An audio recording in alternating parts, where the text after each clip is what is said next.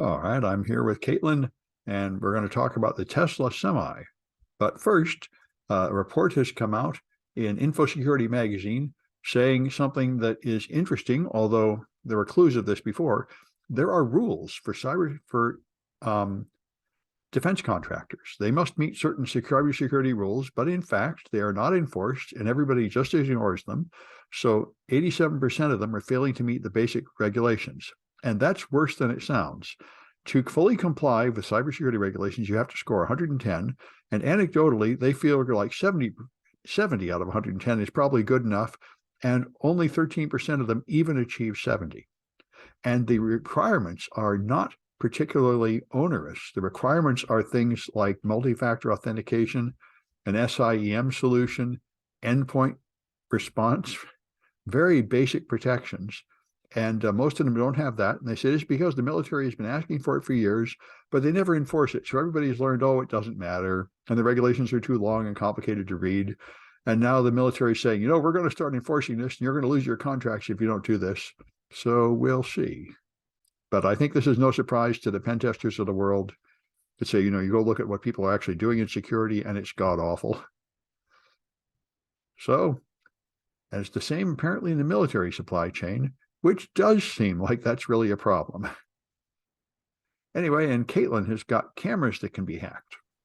Well, apparently that might not be the case. So, the way this podcast works for people at home that don't know is that we share stories ahead of time. And then we talk about those stories. Well, there was just an update this morning on the story that I shared last night that maybe makes this a bit irrelevant. But let me go over the story anyway.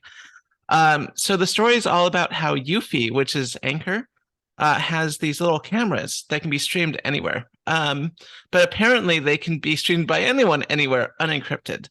Well, there was a correction this morning saying that and I'm going to just read the correction word for word. Eufy Security adamantly disagrees with the accusations leveled against the company concerning the security of our products.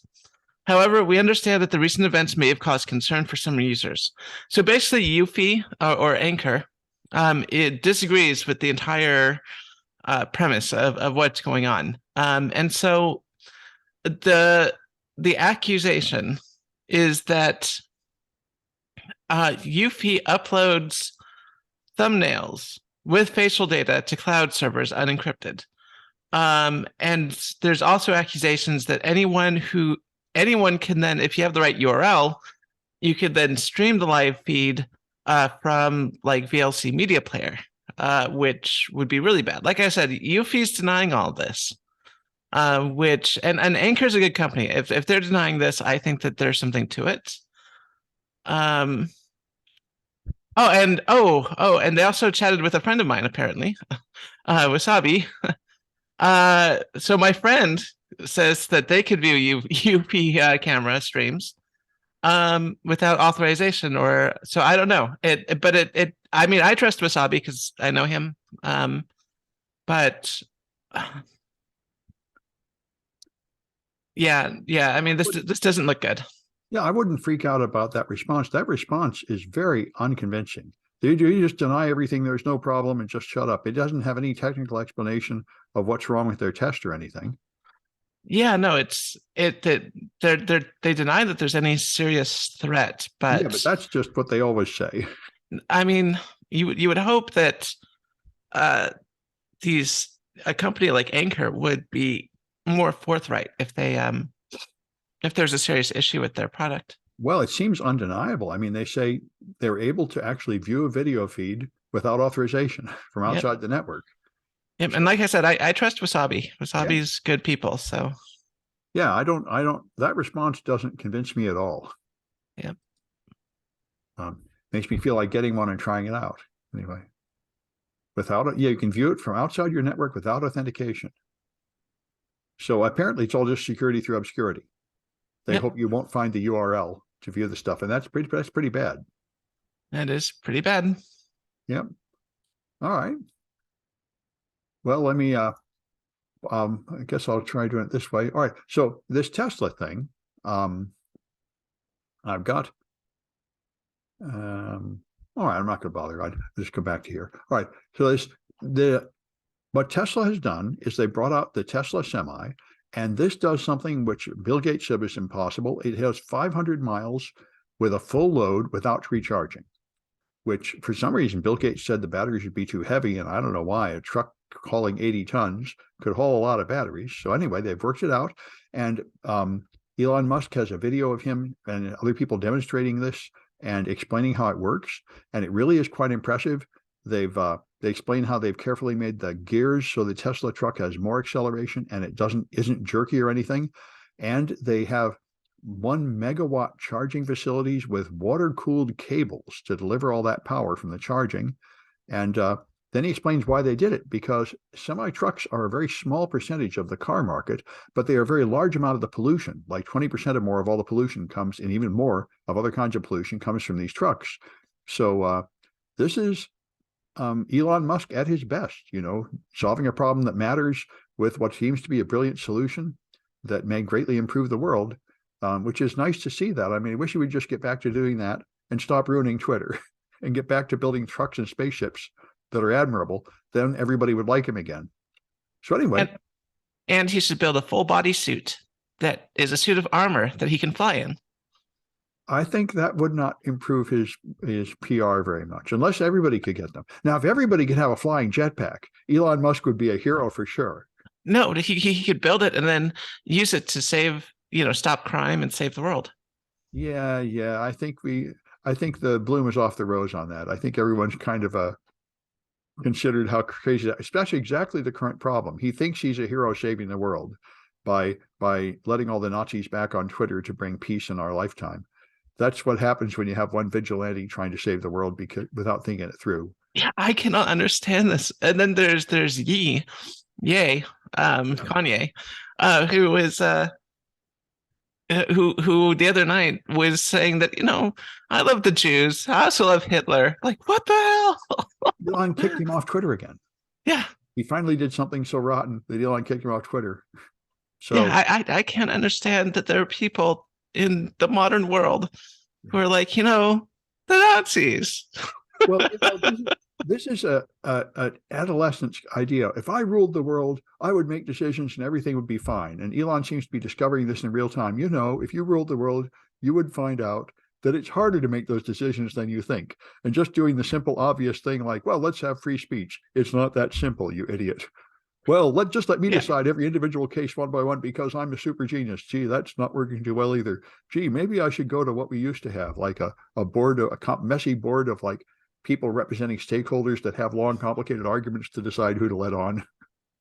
Yeah, I mean, that's the thing, is that you need a lot of humility to go into leadership.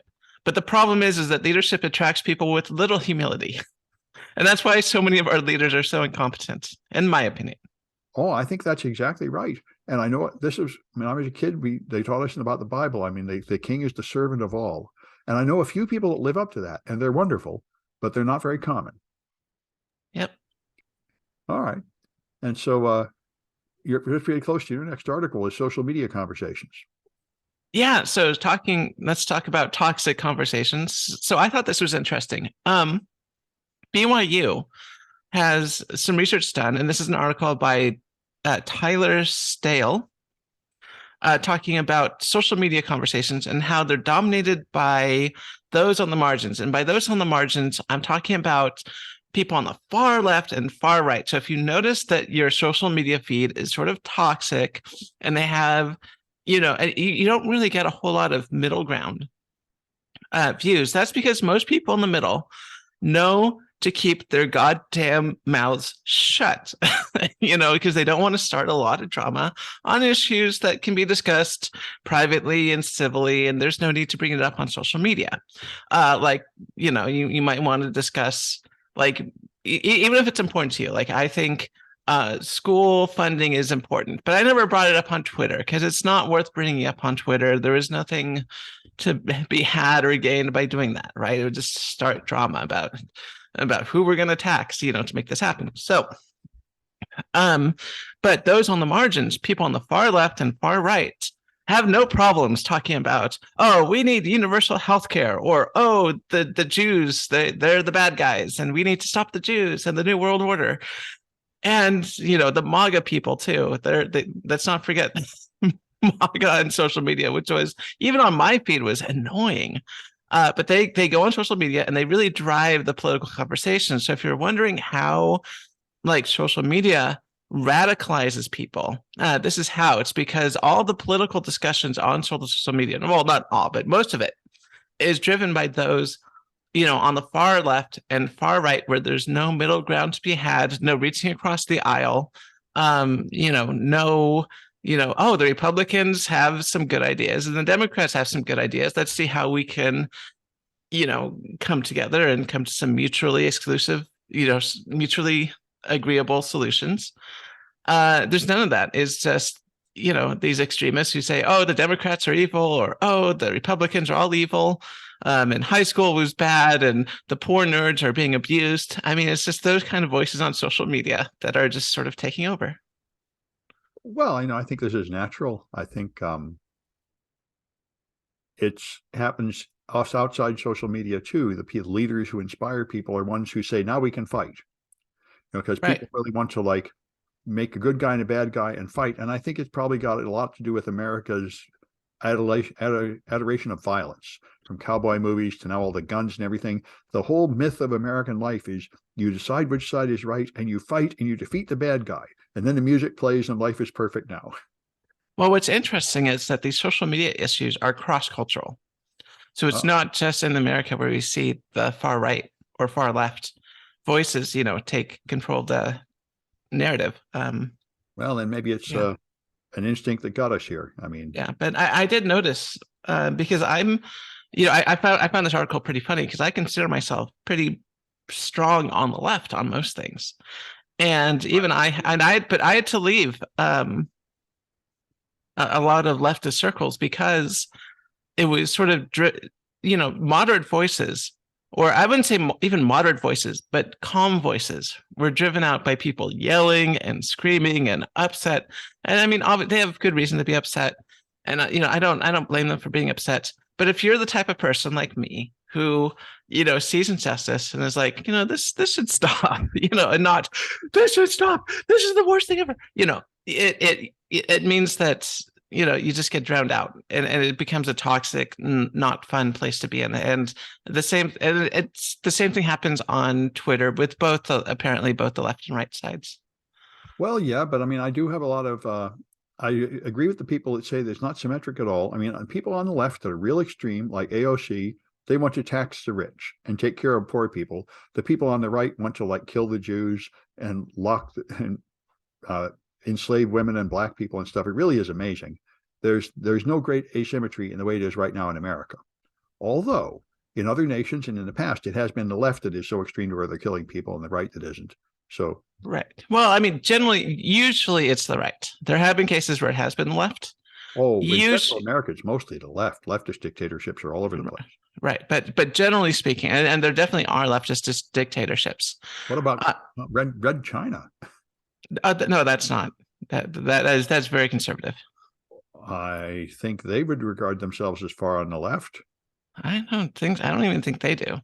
I mean, but the thing is, a lot of times these conversations get muddied, especially with right wingers who try to like point out that there are left wing, extremists and dictatorships, and so they'll point at things like the Nationalist Socialist Party, which of course was very right wing, and it's very common for right wing governments to take talking points of the left, to incorporate into their government, which is what happened in like China and stuff like that. And you can the left can go too far. And there have been cases of, violent leftist political movements, which did not end well. Usually speaking, though, the left is much less of a threat than right wings. But if you do take the left too far, it can become a threat. Yeah. Anyway, it's an interesting article, and I have to agree with the point that the extremes suck up all the oxygen in the room and silence everybody else. Anyway, there's an article on Dark Reading about GitHub artifact poisoning. which is very interesting. So apparently you can make suggestions to change code on GitHub. Now, the ones I wasn't aware of this, I haven't used GitHub that much or really understood it that well, but you can make a recommended change. And then what happens is before they review your change to decide if it's okay, it runs some automatic tests on your change to save the software developer the bother of reading through your code. So before manual review, most people have it set up to do some automatic tests. And as you can imagine, you can poison those automatic tests. So the automatic tests hack the code, which is pretty awesome. So that's this applied to the Rust project. Malicious attackers could poison the code in Rust by this, and they patched that. So they don't go into enough detail about exactly how you patch it, because that does sound reasonable, but it reminds me of the attack against the Android App Store that came out about 10 years ago at DEF CON and Black Hat, where the App Store would run some kind of automated test on code. It was either the Android or the Apple App Store. They were able to get a shell on the store itself by submitting a malicious app, which when they ran the test would take over the system, which is pretty awesome. So the automated build process through GitHub Actions is what it exploits. So that's another vulnerability to worry about if you're using GitHub, which everybody is, I think. All right. And last one we've got is, the giant satellite. Yeah. So if you look up at night and you time it just right, you'll see what looks like a star shoot across the sky. And what you're seeing usually is the International Space Station. And people kind of like that. They like being able to go outside, look up, and see the space station fly overhead. It's a wonderful sight. And if that were the case, and if there were if we had a few space stations in space and we could all look up and see them, that'd be fine. I don't think anyone has a problem with that. However, there's an article on CNET by Eric Mack talking about cell towers in space, essentially. So there's a new satellite that just went up. It's a sort of a preview satellite or a test satellite. It's the Space Mobile's Blue Walker 3. And it's a 64 square meters. So that's 8 meters by 8 meters. Solar array that's designed to be a cell tower in space. And the problem is that it's around the 20th brightest object in the sky at the right times. And if it was, once again, just one thing, fine. Oh, it's the cell tower, but they want to put up a lot of these, maybe hundreds, if not, thousands of these. And a lot of astronomers are blowing the whistle because this would basically, I wouldn't say it would ruin the night sky, but it would make astronomy much more difficult. And there's also places like the National Radiant Quiet Zone, where they have to make sure that there's no radio waves coming in. And they have to make sure that the night sky is pristine and all that stuff. And it will apparently also sort of, I guess, mess that up as well. So yeah, there's and then of the opposite side are people saying, hey, but people should have cell phone access wherever they are. And you can certainly make the argument that, hey, if we could get cell phone access worldwide through this, through a network of satellites, if you're stranded on the island or in the middle of the ocean, maybe this would be good. So I don't know. But I would, there's definitely some issues with putting up all these satellites, especially when they're that bright. Yeah, well, I saw the justification of the manufacturers, and they say, we're sorry to irritate you astronomers, but the point is you can make a cell phone call just from your handset straight to a satellite without any ground station, which is pretty awesome. Then they said, we are not going to abandon our project, but maybe we could paint them with darker paint or something so they're not so shiny. Right. That might seem like a good plan. That might be a good plan. Yeah, because when you do astronomy, I don't know if we have a lot of astronomy aficionados listening to our podcast, but when you do astronomy, like you take photographs of space, you're usually doing long exposures. So having this bright object streak across the sky randomly would just ruins your entire, ability to do astronomy. And if there's enough of these bright objects in the sky, we might be forced to just do all astronomy from space because it would just ruin any long exposure photography. Yep. Yep. All right. Well, that's it for this one. And I think we'll be back on Tuesday. I'll have to check my schedule.